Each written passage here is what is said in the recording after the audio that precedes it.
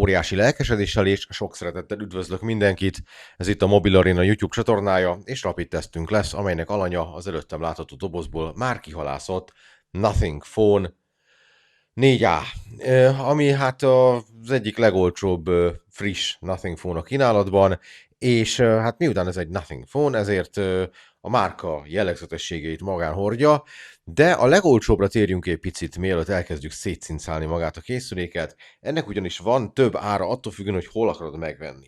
Ha Magyarországon vásárolod, vagy Magyarországra rendeled a Nothingnak az oldaláról, akkor 155 000 forintért kapod meg a 128 GB-os belső tárhelyen szerelt verziót, ami hát egy ilyen korrekt ár, de nem kifejezetten kiemelkedően olcsó. Ha viszont ugye mondjuk Németországban rendeled, akkor 349 eurót kell érte fizessél, ami kifejezetten vonzó ár, de például a szlovákoknál ez már 373 euró, szóval ugye nyilván ugye az egyes országoknak a különböző adózási paraméterei alapján hát változik ennek a telefonnak az ára, és vannak olyan helyek, ahol kifejezetten vonzó az árazás, mint mondjuk a német piacon, de vannak olyan helyek, ahol kevésbé az, és mondjuk a magyarországi az egy ilyen középszintű árazás.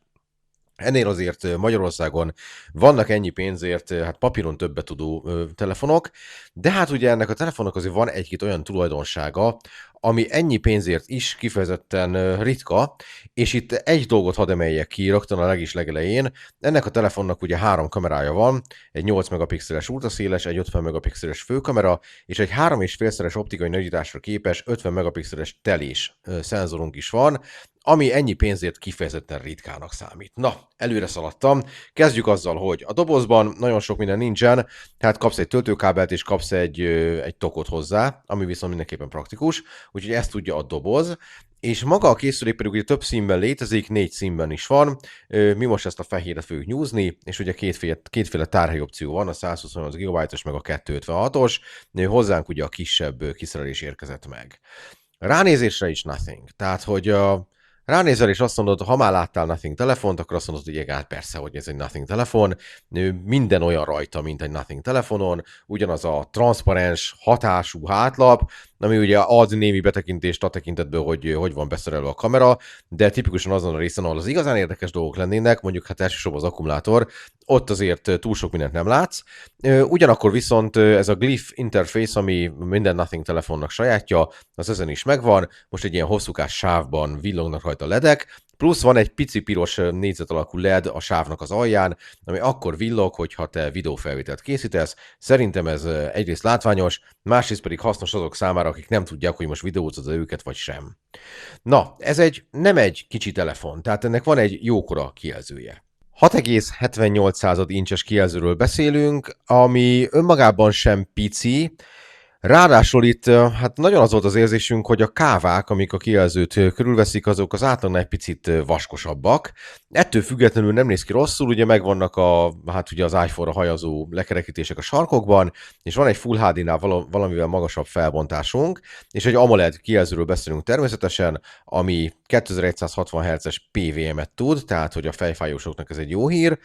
valamint 120 Hz-es frissítést, ami lehet 90 meg 60, annál lejjebb nem megy, mert ez nem egy LTPO panel, de alapvetően nincs vele gond. Ugyanakkor viszont a Nothing, mint annyi más gyártó, szintén mond egy számot a fénysűrűség kapcsán, mondjuk azt mondják 3000 nitet lehet elérni, mi ezt nagyon sokféleképpen próbáltuk, direkt napfény alatt is, meg zseblámpával megvilágítva is, de nekünk 1500 nit fölé nem ment soha a fénysűrűség, ami hát önmagában azért nem kevés, tehát hogy nem lesz az, hogy nem látsz belőle semmit napfényben, de pont ez a fajta szürke-fekete design, ami a Nothing telefonokra jellemző, ezzel a dot matrixos kialakítással, ez a tükröződéssel egybe vonva napfény alatt hát nem feltétlenül a legjobb láthatóság eredménye, de hogyha fehér háttéren használod kültéren, akkor nem lesz gond azzal, hogy lássad a tartalmakat. Ami egy kicsit szomorú, hogy, és ezzel most megint egy picit előreugrom, hogy annak ellenére, hogy ez egy relatív termetes telefon, ennek ellenére azt lehet mondani, hogy akkumulátor szempontjából nem nagyon fejlődtek, picivel nagyobb, mint 5000 mAh az akkumulátor benne, ugyanekkor a méretben azért a konkurens modellek, Xiaomi meg Honor főleg, ők már ugye 6-7000 mAh-t kínálnak szilícium-szén technológiával, ez még a klasszikus iskola, ez egyetlen jó pont, hogy 50 wattos töltési sebességre képes vezetéken keresztül, vezeték nélkül meg nullára, mert hogy nincs benne vezeték nélküli töltési opció. A készülék formavilága a szokásos, hát az újabb Nothing telefonokra jellemző módon van egy extra gombunk, ami az AI funkciókat nyitja el, főleg ezt az Essential Space nevű dolgot, ami hát egy ilyen emléktér, ha úgy tetszik, bármikor megnyomod, akkor tudsz képernyőképet rögzíteni, és felmondhatsz hozzá valamit a diktafonnal, amit megpróbál aztán értelmezni azon a nyelven, amin szeretnéd. Hát angolul tök jól működik, de például magyar nyelven elég sután fordítja le a beszédedet, és utána ezeket az eltárolt emlékeket bármikor előrángathatod, és megnézheted őket. Én szerintem erre egy külön dedikált gombot létrehozni túlzás, vagy ha már van, akkor tök jó lenne, ha ki lehetne kapcsolni, de nem lehet, vagy ha nem lehet kikapcsolni, át lehetne programozni bármi mássá, de nem lehet. Szóval, hogy én nekem ez nem volt annyira szokás szerint mondanám, hogy nem volt annyira hasznos, mint amennyire van neki dedikált gombja, úgyhogy ebből a szempontból, hogy mondjam, tehát hogy nem feltétlenül a mi nyelvterületünk az, ahol ez a leginkább kidomborodik, még hogyha a gomb maga ki is domborodik innen a készülékház oldalának síkjából. Egyébként a másik oldalon megvannak a szokásos gombok, itt nekem az egy probléma, hogy picit felcsúsztak, tehát miután ez egy nagy telefon, ezért nem feltétlenül éred el fogásváltás nélkül a hangerőszabályzó gombokat. Alul kapsz egy hangszórót, aminek a felső párja a beszédhangszóró, és kapsz egy Type-C csatlakozót, ami 2.0-ás, illetve van egy SIM-tálca, amivel 2 darab nanoszimet lehet betenni, de sajnos ebben a Nothing telefonban, ezen az árszinten nem fért már bele az eSIM támogatás, ami manapság már azért ebben a kategóriában is elvárás kéne legyen. A másik dolog, ami nem fér bele az IP68, mert ennek csak IP64-es a védettsége, vagyis fröccsenő vízzel szemben ellenáll, de mondjuk ne dob be a tóba meg a klozetba sem, mert akkor valószínűleg baja lesz. Úgyhogy van egy pár ilyen apró kompromisszum, amit meg kell hozzá, annak érdekében, hogy legyen egy nagyon karakteres és egyedi készüléked. Na, a hardware viszont ezzel a pénzért korrektnek mondható, egy Snapdragon 7S Gen 4 van benne, ami egy ilyen jó középkategóriás vas, relatív friss, 4 nanométeres, keveset fogyaszt, viszont nem feltétlenül annyira erős, mint amennyire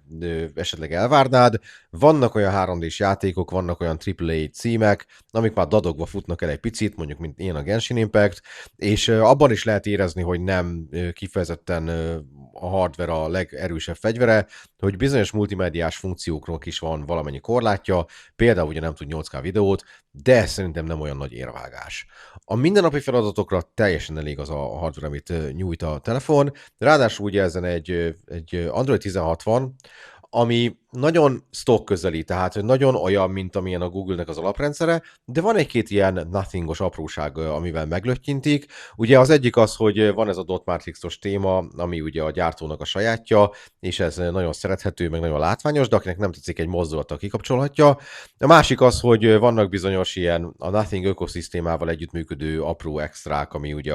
főleg a fülhallgató kezelésére vonatkozik, illetve hát ugye itt van ez a Glyph interface, vagyis ugye hát ez a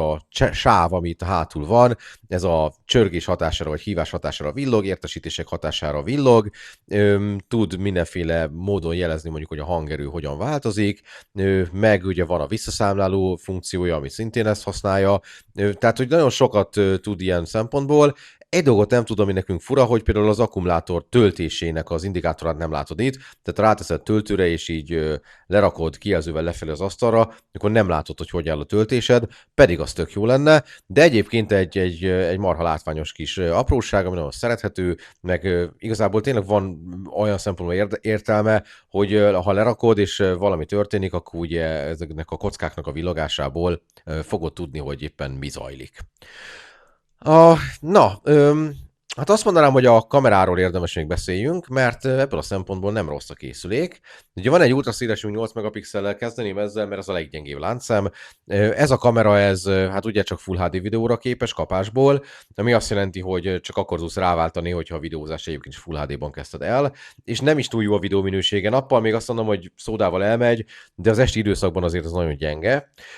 Ugyanakkor viszont fotózásnál is nagyon hasonló a szitu, nappal rendben vagyunk, hát nyilván a felbontás valamennyire behatárolja a minőséget. Az esti időszakban pedig bizonyos szituációkban egész jó ahhoz képest, hogy egy ultraszéles kamera, más szituáció viszont hát elég rendesen elvérzik. A főkameránk, ami 50 megapixeles, 50 megapixelen nem érdemes fotózni, lebinneli 12,5 megapixelre, és abban korrekt eredményeket szállít, nem a piac legjobb kamerája, de egy jó, decens, felső középszintű fényképeket csinál, ami igazából nagyon oké, és este sem jön zavarba, Viszont, hogyha elkezdesz zoomolni, akkor ugye a 3,5-szeres optikai nagyítási szintig, ami ugye bekapcsolja a harmadik szenzorodat, addig ugye digitális zoomot használ, és hát abban nem sikerült annyira jól a Nothingnak az algoritmus megírni, hiába van 50 megapixeled és bindelet 12 és félre, a kétszeres értéknél például egyáltalán nem lesznek túlságosan kiemelkedőek a képeid, de amint eléred a 3,5-szeres szintet, akkor megint azt fogod látni, hogy na hát ennyi pénzért ez egy egész jó zoom kamera, ami nappal kifejezetten jó képeket csinál, és még este sem jön zavarba, tehát hogy elég jól meg van írva mögött az algoritmus. Ráadásul itt úgy néz ki, hogy itt, hogyha följebb mész, mint 3,5-szeres nagyítás, tehát mondjuk azt mondod, hogy szeretnék 7-szereset, még akkor is egész jó. Tehát, hogy jobban meg van írva az algoritmus a zoom szenzor mögött a digitális részre, mint a főkamera mögött, úgyhogy egy kicsit ilyen felemás a helyzet. Videóban ugye van stabilizáció a főkamera meg a telészenzor mögött is, nem, ez sem a piac legjobb stabilizációja, de azért valamire jó. Este már a zoom szenzorral én már nem nagyon videóznék, vagy ha igen, akkor csak statikus állapotban, mert ha mozogsz, akkor nagyon bizonytalan lesz a fókusz, de a főkamerával igazából a videózással sincsen gond, viszont ugye csak 30 fps tud 4K-ba, 60-at nem, ez nyilván egy hardveres korlát. Az előlapi kamerát 32 megapixeles, és az nem binnel, ami egy kicsit fura, túl nagy selfieket csinál, de egyébként a minőségével nincsen különösebb probléma, úgyhogy kamerás felhozatalban ez az árszinthez képest egy jó eresztés, sok szempontból többet tud, mint hasonló árfekvésű konkurens modellek, úgyhogy ilyen szempontból egyáltalán nem okozott csalódást. Ugye az üzemidő, hát ugye miután az van, hogy nem nagyobb benne az akkumulátor, mint tavaly, vagy mint tavaly előtt, ezért aztán az üzemidő sem lesz kiemelkedő, egy dolgos munkanapot ki lehet vele húzni, és az 50 wattos töltés azért az nem egy rossz dolog, de ennél azért egy picit többet vártunk volna. Értem, hogy ez nem a legdrágább Nothing telefon jelenleg a piacon, ettől függetlenül azt gondolom, hogy azt az akkumulátor technológiát, amit ugye főleg a kínai gyártók elkezdtek tolni az utóbbi 1-2 évben, azt most már a Nothingnak is érdemes lenne átvennie, mert hogyha megkérdezel bárkit, vagy bármilyen kutatást megnézel, 3 fontos dolog van egy telefonnal, amikor választanak az emberek, a kijelző, a kamera és az akkumulátor, és hát kijelzőben meg kamerában rendben vagyunk, akkumulátor szempontból viszont hát azt mondanám, hogy maximum csak átlagos. Na de, eljutunk az összegzésig. Ez a Phone 4a, a Nothing műhelyéből, ez egy jó telefon. Karakteres, egyedi, stock közeli Android van rajta, hát apró szépséghiba, hogy csak 3 évnyi rendszerfrissítést garantál a Nothing, aminél már ebben a kategóriában is sok gyártó többet kínál. Másrésztről viszont tényleg azt mondhatjuk, hogy egy nagyon gördülékeny, nagyon jól optimalizált, nagyon barátságos kezelőfelületet kapunk, néhány a gyártóra jellemző extrával, ami kiemeli ezt a telefont a tömegből, ami egyedivé teszi, ami egy kicsit bohémabbá teszi, egy kicsit talán fiatalosabbá teszi, szóval, hogy design szempontból továbbra is nagyon jól el vannak találva a Nothing termékei, és ez alól a 4A sem kivétel, a Phone 4A sem kivétel, szóval, ha innen nézzük, akkor oké. Szerintem az Essential Space-nek külön gombot csinálni nettó pazarlás. Szerintem az, hogy csak IP64-es, az egy szomorú kompromisszum, és igazából az eSIM hiánya még az, amit mindenképpen a hibalistára felírnék. Szóval, hogy vannak azért bizonyos meghozandó kompromisszumok, tényleg mindenkinek magának kell eldöntenie, hogy ezek közül mi az, ami neki annyira fontos, hogy nem válasz az ilyen telefont, de hogyha azt mondod, hogy te a középkategóriában nézelődsz, és egy egyedi külsejű készüléket keresel, egy megbízható rendszerrel és egy optimalizált működéssel, egy meglehetősen jó kamera 3-assal, akkor igazából ez nem egy rossz választás, de nem mondom, hogy ennél nincsenek jobb ajánlatok a piacon, akár a Poco, akár a Xiaomi, akár a Redmi, akár még a Honor kínálatát nézve is,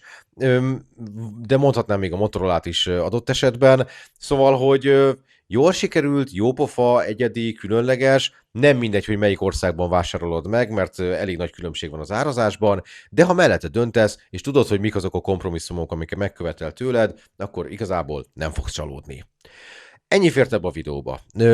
Ha további képeket, videókat, tesztfotókat, méréseredményeket és egyéb dolgokat szeretnél tudni erről a telefonról, van egy írásos tesztünk a mobilarena.hu-n, amit betettem a leírásba. Ha úgy gondolod, hogy ez nem volt egy haszontalan tartalom a számodra, és szívesen nézni még a jövőben hasonlókat, akkor itt az óriási lehetőség, hogy feliratkozzál a körülöttem felbukkanó gombokat megnyomkodva, ha pedig már egyébként is fel voltál iratkozva, akkor nagyon szépen köszönöm a kitüntető figyelmedet, tartsd meg jó szokásodat, és találkozunk nagyon hamarosan egy következő videóban, addig is minden jót kívánok, sziasztok!